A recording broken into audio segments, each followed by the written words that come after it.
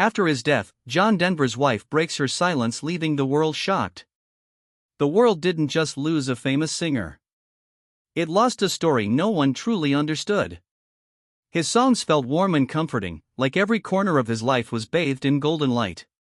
But behind the gentle voice lived real struggles, quiet pain, and moments he kept buried from everyone around him. The people closest to him saw a completely different man. For decades, fans held tightly to the image they loved, believing it was the whole truth. It wasn't. Now, after so much time has passed, the woman who knew him most deeply is finally breaking her silence. And her words don't just bring back memories, they uncover regrets and truths that were never meant to be heard, making you wonder what he was truly feeling all along. Maybe we never really knew him at all. The boy who stole everyone's heart. Everyone thought they knew him. But they didn't. To the world, John Denver was the picture of calm. The kind of man who made life feel simple again. But that version of him, that sunshine boy everyone adored, didn't come from an easy beginning. He wasn't born into comfort. He wasn't raised in a place that felt stable or safe. Henry John Duchendorf Jr. was born in Roswell, New Mexico, in 1943, and from the very start, home was a moving target. His father was a strict Air Force pilot, a man who believed more in discipline than in warmth. Because of that career, the family relocated constantly. Just when life started to feel normal, everything would change again. That kind of childhood made it nearly impossible to build real friendships or feel genuinely understood. Music slowly became the one place where he felt whole. It started quietly, just a way to process everything he couldn't say out loud. But over time, it became his foundation. When he played guitar, he felt free. When he sang, he felt heard. Music gave him something steady in a life that never stopped shifting. By the late 1960s, he joined the Mitchell Trio, a folk group that gave him his first real platform. That experience taught him how to perform, how to connect, and how to transform personal pain into something others could feel. But it was only the beginning. The real turning point came when he went solo, and that decision changed everything. In the 1970s, John Denver didn't simply rise to fame, he exploded into it. Take Me Home, Country Roads became one of those songs people never forgot, speaking about belonging in a way that felt both simple and profound. Even people who had never seen those winding West Virginia back roads felt completely connected to them. Then came Rocky Mountain High, Sunshine on My Shoulders, and Thank God I'm a Country Boy, songs that sold tens of millions of records and embedded themselves in the memory of an entire generation. His legacy has only grown more remarkable with time. In 2025, which marks the 50th anniversary of three of his chart-topping albums, An Evening with John Denver, Windsong, and Rocky Mountain Christmas, tributes and celebrations are happening across the country. Just earlier this year, during Super Bowl 59, a Rocket Mortgage commercial used Take Me Home, Country Roads, sparking a spontaneous, stadium-wide sing-along that stunned viewers worldwide. Decades after his passing, his music still stops people in their tracks. The Library of Congress had already preserved that beloved song in the National Recording Registry in 2023, cementing its status as a piece of American cultural history. He was more than a singer. He was a symbol. He spoke passionately about protecting the environment before it was fashionable for celebrities to do so. He stepped into acting, starring in Oh, God! Alongside George Burns. He worked as a humanitarian. Everything about his public life seemed positive, inspiring, and deeply genuine. People began calling him the Sunshine Boy, bright, warm, full of life. He looked like someone who had found happiness and simply wanted to share it with the world. But even in the middle of all that success, something quieter was taking shape. Something that didn't show in the music or the smile. The story behind Annie's song. Just as John Denver was finding his voice, he found someone who would change his life in an entirely different way. Her name was Annie Martell, and the moment they met, something clicked. It was 1966. John was still performing with the Mitchell Trio, still finding his place. Then he walked into a college concert in Minnesota, and there she was. Annie wasn't trying to stand out. She was calm, steady, and real, everything he had never quite managed to feel himself. In a life that felt perpetually uncertain, she felt like stillness. Like home.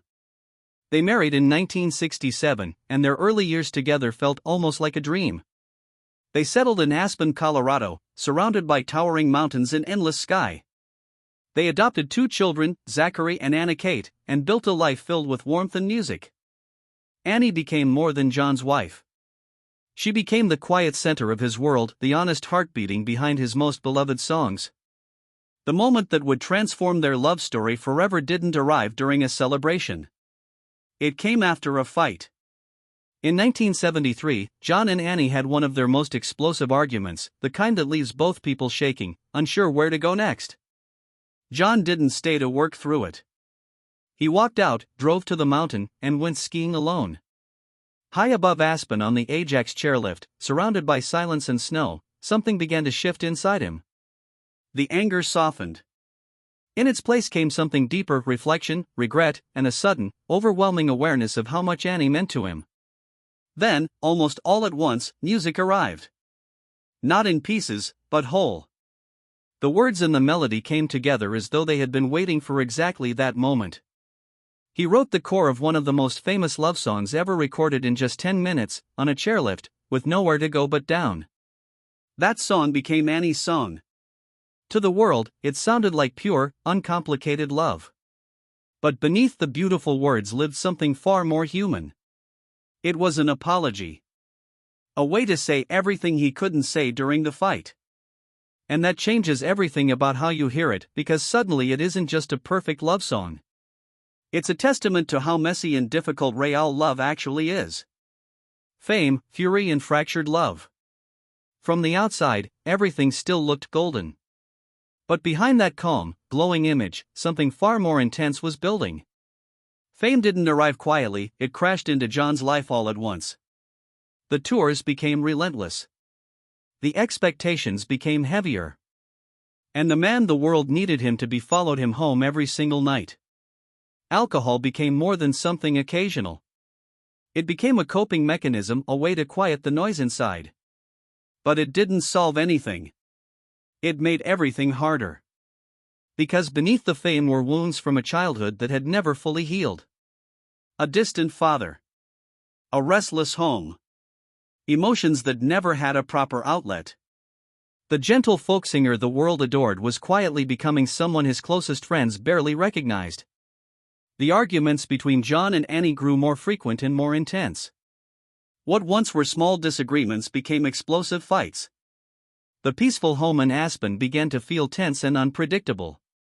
Annie later confirmed what had long been whispered.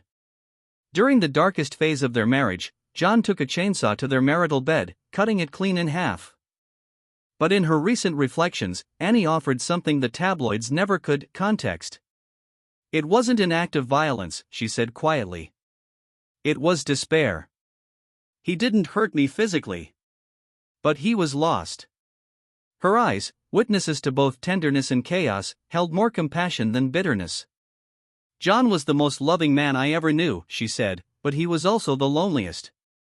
He lived between light and shadow, and sometimes the shadow won. By 1982, after 15 years of marriage, it was over. John later found love again with Australian actress Cassandra Delaney, with whom he had a daughter, Jessie Bell. But the same patterns followed. Fame. Pressure. Unresolved pain. The storm never really stopped raging behind closed doors. Annie's response to all of it was quietly extraordinary. She didn't seek sympathy or tabloid attention. She focused entirely on protecting Zachary and Anna Kate, building a calm and loving home even as everything around their father spiraled. She became the family's invisible anchor, steady, dignified, and determined. What really happened on October 12th? John Denver's day on October 12, 1997, started like any other day for a man who loved the sky. At 53, his passion for aviation had never dimmed. That afternoon, he climbed into his Rutan Long-Easy experimental aircraft at Monterey Peninsula Airport, planning to practice touch-and-go landings. To anyone watching, he looked calm and confident, the same man who had sung to millions with that golden voice. Minutes later, the plane dove into the cold, gray waters of Monterey Bay. Witnesses watched in horror. There was no mayday call. No chance to escape. John Denver was gone in an instant. Investigators from the National Transportation Safety Board eventually pieced together what happened. The cause was heartbreakingly simple: he ran out of fuel in one tank and didn't switch to the other in time. The fuel selector valve on the Long Easy sat in an awkward position behind the pilot's left shoulder, requiring an unnatural, difficult movement in a split second. One small design flaw. One fleeting lapse. And a life that had touched millions was over. Rumors spread quickly: whispers about alcohol, about his past DUIs, even dark speculation about intent. Later toxicology results confirmed there was no alcohol in his system. The truth was quieter and more tragic: a man who lived for flying was taken by chance and human error. Annie Martell did not attend the massive public memorial. Instead, she sent a small wreath and a private note. No cameras.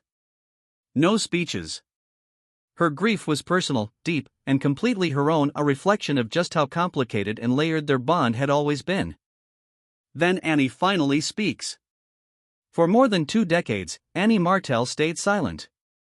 She raised Zachary and Anna Kate in the Colorado foothills, built a quiet life far from the spotlight, and let John's music speak for itself. The world told its version of the story. She let them.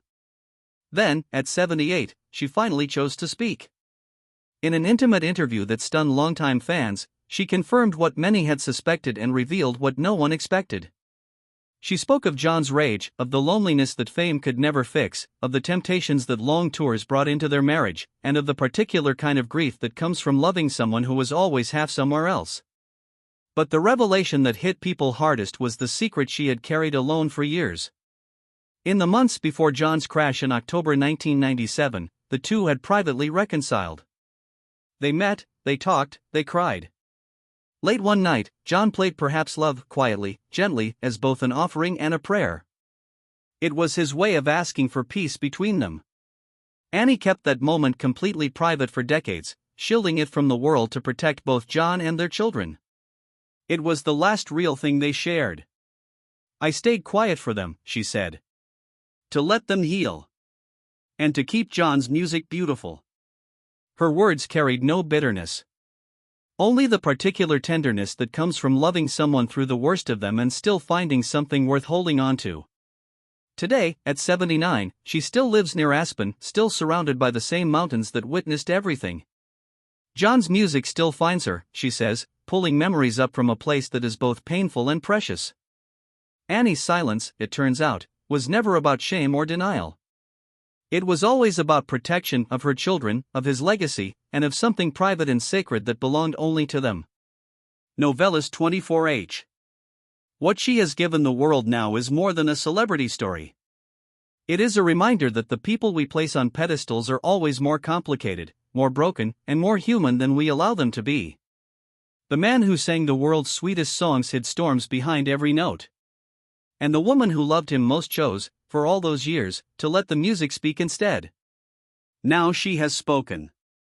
And nothing about John Denver or the songs you thought you knew will ever sound quite the same again.